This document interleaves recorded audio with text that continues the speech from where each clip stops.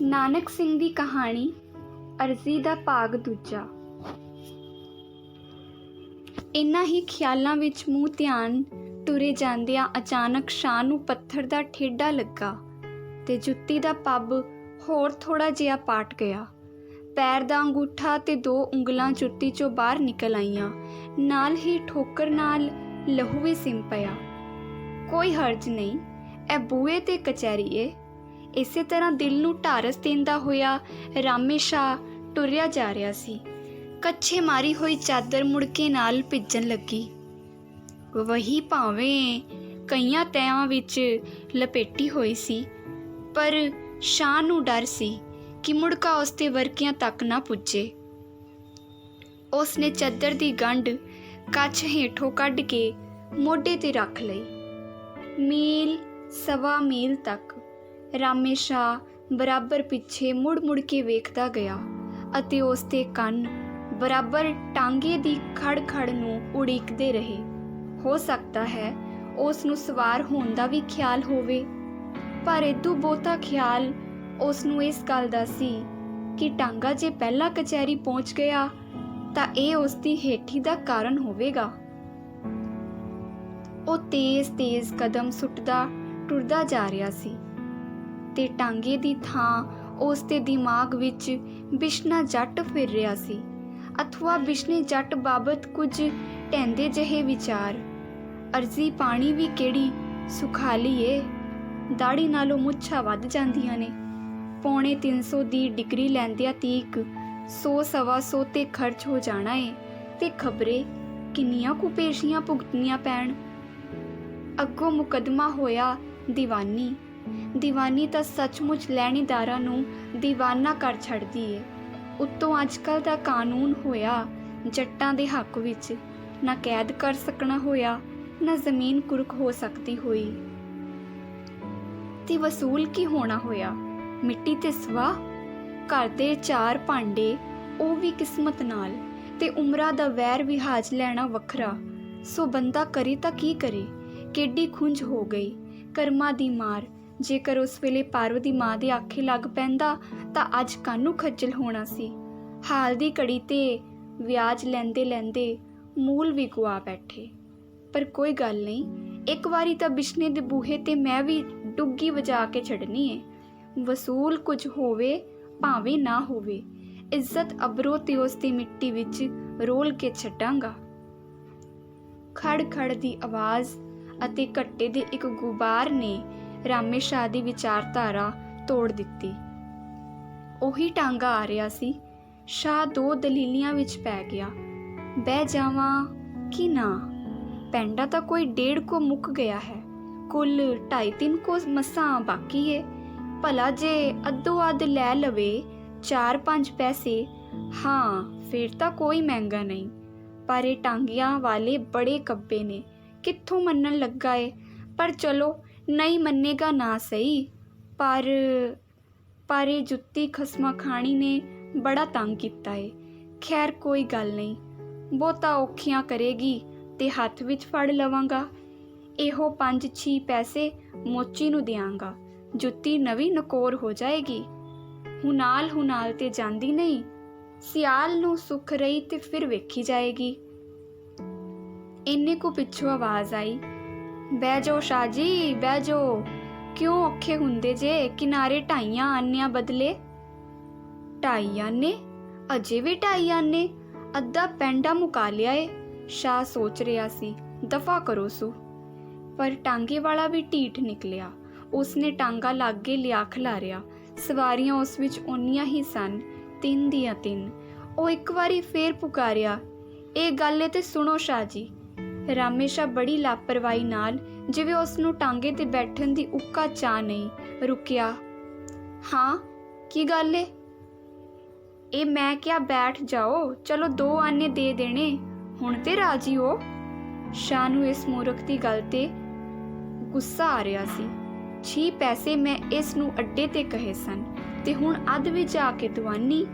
ਤੁਰਿਆ ਜਾ, ਸ਼ਾਹ ਨੇ ਗੁੱਸੇ ਨਾਲ ਕਿਹਾ।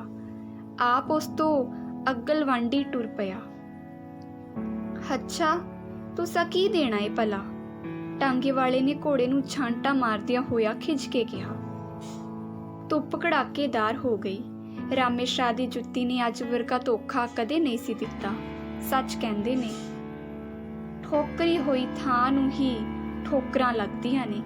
ਇੱਕ ਠੋਕਰ ਲੱਗੀ ਤੇ ਛਿੱਤਰ ਦਾ ਅਗਲਾ ਅੱਧ 2 ਫਾੜ ਹੋ ਗਿਆ। ਤੱਲਾ ਵੱਖਰਾ ਅਤੇ ਉੱਪਰਲਾ ਹਿੱਸਾ ਵੱਖਰਾ। ਹੁਣ ਇਸ ਵਿੱਚ ਪੈਰ ਦਾ ਅੜਨਾ ਮੁਸ਼ਕਿਲ ਸੀ। ਇੱਕ ਅੱਧ ਵਾਰੀ ਲੀਰ ਬਣ ਕੇ ਸ਼ਾਹ ਨੇ ਕੰਮ ਸਾਰਨ ਦੀ ਕੋਸ਼ਿਸ਼ ਕੀਤੀ, ਪਰ ਇਸ ਦਾ ਕੋਈ ਲਾਭ ਨਾ ਹੋਇਆ। ਅਖੀਰ ਇੱਕ ਛਿੱਤਰ ਹੱਥ ਵਿੱਚ ਤੇ ਇੱਕ ਪੈਰ ਵਿੱਚ ਲੈ ਕੇ ਪੰਧ ਮੁਕਾਉਣਾ ਸ਼ੁਰੂ ਕੀਤਾ, ਪਰ ਇਹ ਵਿਉਂਤ ਵੀ ਸਿਰੇ ਨਾ ਚੜ੍ਹ ਸਕੀ। ਹਾੜ ਮਹੀਨੇ ਦੀ ਧੁੱਪ ਤੇ ਰੇਤਲਾ ਪੰਧ ਨੰਗਾ ਪੈਰ ਭਠੂਰੇ ਵਰਗਾ ਹੋ ਗਿਆ।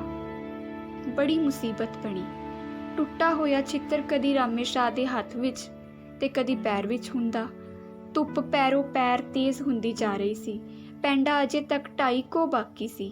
ਸ਼ਾਹ ਨੂੰ ਰਹਿ ਰਹਿ ਕੇ ਅਰਮਾਨ ਲੱਗਦਾ, ਕਾਹਨੂੰ ਛੇੜਾ ਪਾ ਬਹਿਣਾ ਸੀ। ਤੂੰ 'ਚੋਂ ਪੈਸਿਆਂ ਬਦਲੇ ਸੋਰੇ ਹੁੰਦੇ ਪੈਸੇ।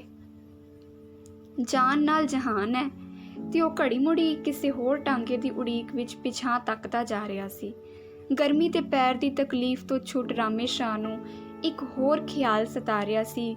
ਇਸ ਉਜਾੜ ਬਿਆਬਾਨ ਵਿੱਚ ਜੇ ਕਿਤੇ ਬਿਸ਼ਨਾ ਟੱਕਰ ਪਵੇ ਜਾਂ ਨਾ ਜਾਣੀਏ ਉਸਨੇ ਮਗਰੇ ਮਗਰ ਕੋਈ ਬੰਦਾ ਛੱਡ ਦਿੱਤਾ ਹੋਵੇ, ਉਹ ਆ ਕੇ ਮੈਨੂੰ ਮੇਰੀ ਵਹੀ। ਸੋਚਦਿਆਂ ਰਾਮੇ ਸ਼ਾਹ ਦਾ ਮੁੜਕਾ ਕੱਚੀਆਂ ਤਰੇਲੀਆਂ ਵਿੱਚ ਵੱਟ ਗਿਆ। ਡਰ ਨਾਲ ਉਸ ਦਾ ਸਾਹ ਖੱਲ ਵਿੱਚ ਨਹੀਂ ਸੀ ਸਮਾਂਦਾ।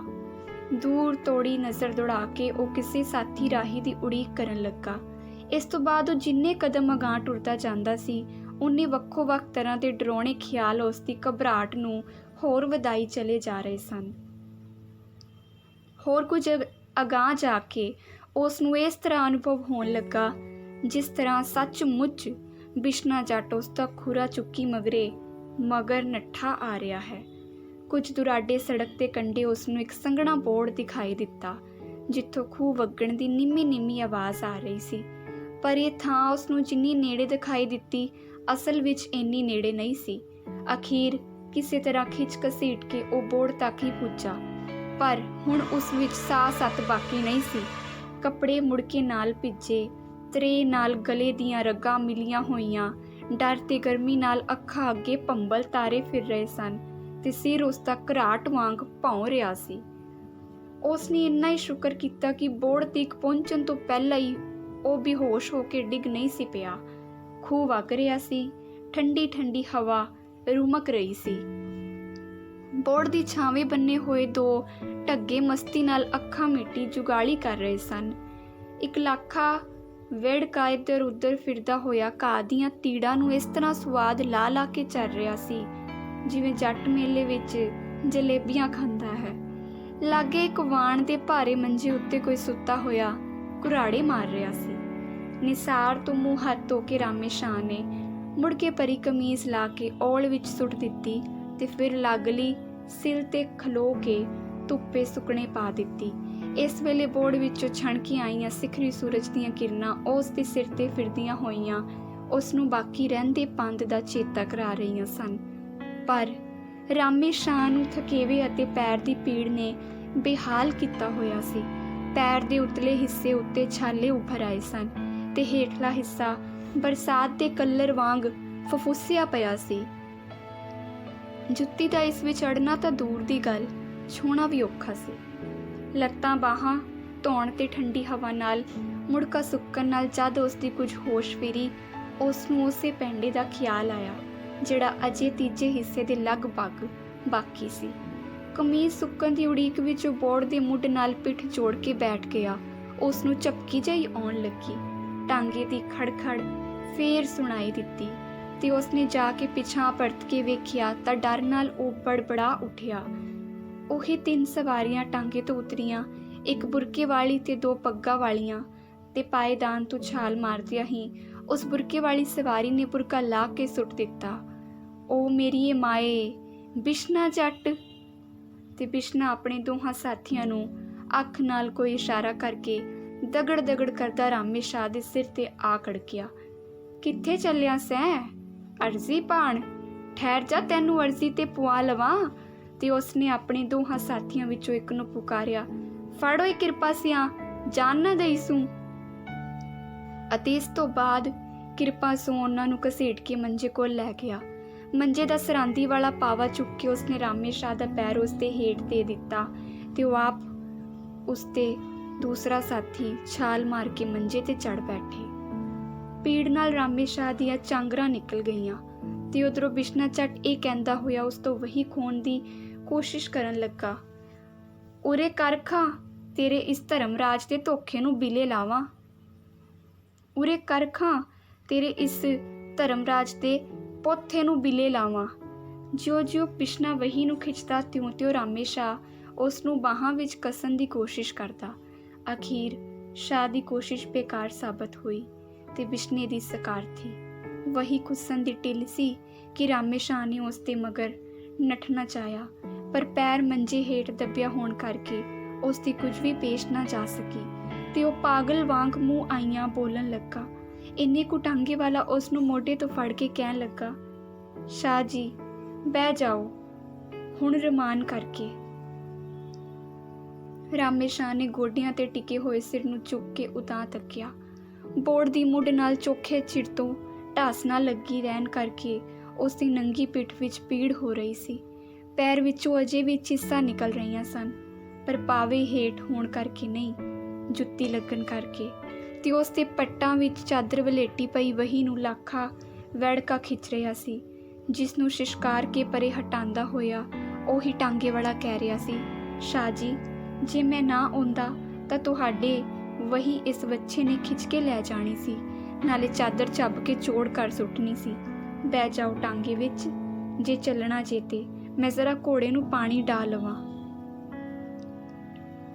ਰਾਮ ਰਾਮ ਰਾਮ, ਸ਼ਾਹ ਨੇ ਉਬਾਸੀ ਲੈ ਕੇ ਅੱਖਾਂ ਮਲਦਿਆਂ ਹੋਇਆ ਕਿਹਾ। ਕਿੱਡਾ ਭੈੜਾ ਸੁਪਨਾ ਸੀ। ਤੇ ਵਹੀ ਨੂੰ ਹੋਰ ਚੰਗੀ ਤਰ੍ਹਾਂ ਘੁੱਟ ਕੇ ਉਸਨੇ ਚਾਦਰ ਵਿੱਚ ਲਪੇਟ ਲਿਆ।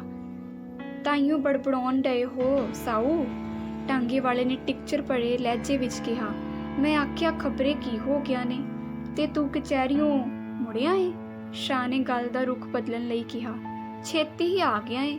ਤੇ ਉਸਨੇ ਛੇਤੀ ਨਾਲ ਉੱਠ ਕੇ ਕਚਹਿਰੀ ਜਾਣ ਲਈ ਕਦਮ ਚੁੱਕਿਆ, ਪਰ ਪੈਰ ਨੂੰ ਭੌਂ ਤੇ ਰੱਖਣਾ ਮੁਹਾਲ ਹੋ ਗਿਆ। ਮਸੇ ਕਮੀਜ਼ ਵਾਲੇ ਥਾਂ ਤੱਕ ਹੀ ਪਹੁੰਚ ਸਕਿਆ। ਕੀ ਦੱਸਾਂ ਸ਼ਾਹ ਜੀ, ਟਾਂਗੇ ਵਾਲੇ ਨੇ ਘੋੜੇ ਦਾ ਲੀਰਾ ਦਾ ਤੰਗ ਖੋਲਦਿਆਂ ਕਿਹਾ।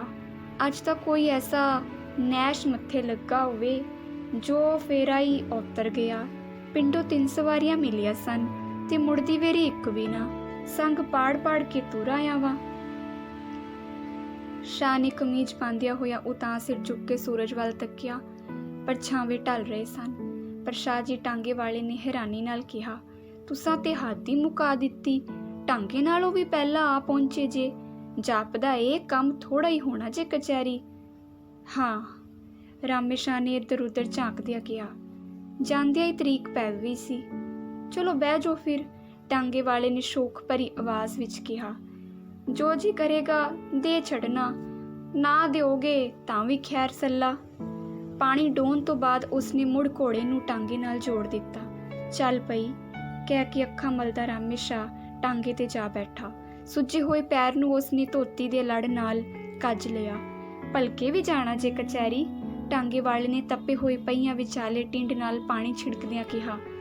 ਜਿੱਦਣ ਜਾਣਾ ਹੋਵੇ ਮੈਨੂੰ ਦੱਸ ਛੱਡਿਆ ਕਰੋ। ਡੱਠੇ ਖੂਹ ਵਿੱਚ ਪਈ ਕਚਹਿਰੀ, ਖਿੱਚ ਕੇ ਸ਼ਾਹ ਬੋਲਿਆ।